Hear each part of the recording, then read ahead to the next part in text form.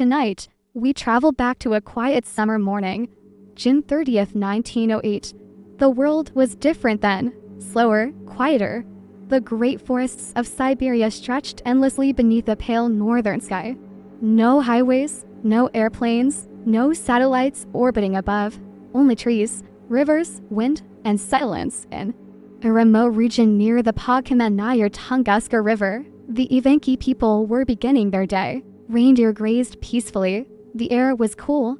The sun had just begun to rise above the horizon. And then, the sky changed. Witnesses later described seeing a brilliant blue-white light moving across the heavens, brighter than the sun, so bright that some covered their eyes in pain. Shadows stretched across the land in impossible directions. The forest glowed. For a few silent seconds, the world held its breath. Then came the explosion. Not like thunder, not like lightning. Something deeper, something heavier. A pressure wave that rolled through the sky and into the earth itself. Windows shattered hundreds of kilometers away. In distant towns, people were thrown from their chairs. Seismic instruments in Europe detected tremors. The shockwave circled the globe. Not once, but twice. In the forest, 80 million trees fell.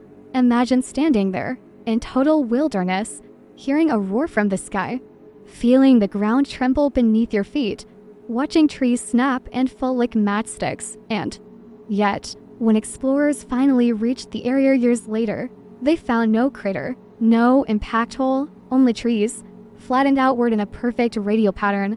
At the center, strangely, some trees remained standing, stripped of branches, burned and lifeless.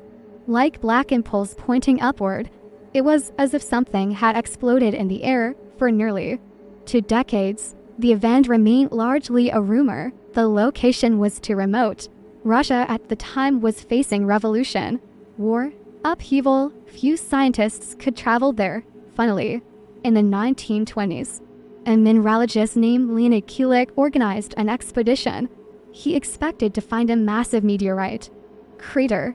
Instead, he found silence. He walked among the fallen trunks, measured the angles, mapped the destruction. But no rock, no fragments large enough to explain such power. What could explode with the force of 10 to 15 megatons of TNT, yet leave almost nothing behind? One theory suggests a stony asteroid entered Earth's atmosphere at incredible speed. As it descended, pressure built up around it, heat increased. At around 5 to 10 kilometers above the ground, it detonated in an airburst, releasing enormous energy before ever touching the surface. This would explain the absence of a crater. But some details remain strange.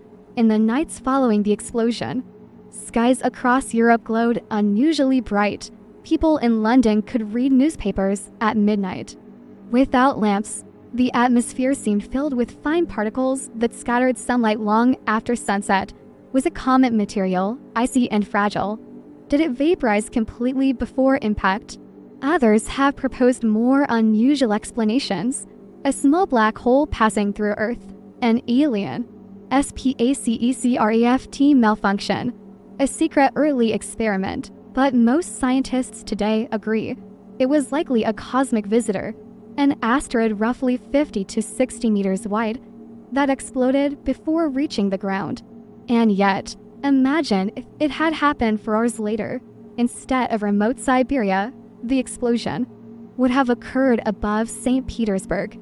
Hundreds of thousands could have died. History might have shifted. The Russian Empire, already fragile, might have collapsed sooner. The chain of events leading to global wars might have altered, all because of timing, because of geography, because of chance. The Tunguska Event reminds us of something quiet, something humbling. The sky is not empty. Every day, Earth moves through fields of cosmic debris. Most burn up harmlessly as shooting stars, tiny sparks of light we make wishes upon. But occasionally, something larger arrives. In 2013, over Chelyabinsk, Russia, a smaller asteroid exploded in the atmosphere. It injured over 1,500 people, mostly from shattered glass. And that object was only about 20 meters wide. Tunguska was much larger, and Still, no crater, no monument, only trees that grew back over the decades. If you visit the region today, the forest stands once again quiet, green, alive. Birds nest in branches. Rivers flow calmly. Nature healed. But the mystery remains suspended in time. Close your eyes for a moment. Picture the fireball crossing the sky. Feel the stillness before impact. Hear the distant rumble rolling across endless wilderness. There is something almost peaceful about how isolated it was, as if the planet absorbed the blow quietly, sparing humanity from catastrophe. Was it luck, or inevitability postponed? Scientists now track near-Earth objects carefully. Telescopes scan the sky nightly. Agencies calculate trajectories decades in advance. We are watching, listening, preparing, because the universe is vast and Earth is small. The Tunguska Event was not the end of the world, but it was a reminder, a whisper from space, a demonstration of power beyond politics, beyond borders, beyond human conflict. Just physics. Motion. Energy. And silence.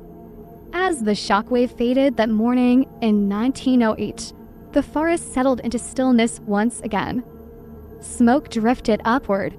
Animals cautiously returned. The sky became blue, as if nothing had happened. And perhaps that is the most haunting part. The universe can roar, and then go quiet again. Tonight, as you rest, remember that above you stretches an infinite sky, calm, dark, filled with distant stars moving in. Predictable patterns. Most will never come close, but one did on a summer morning over Siberia, and the world almost changed forever. Sleep now, beneath a sky that has exploded before and may one day whisper again.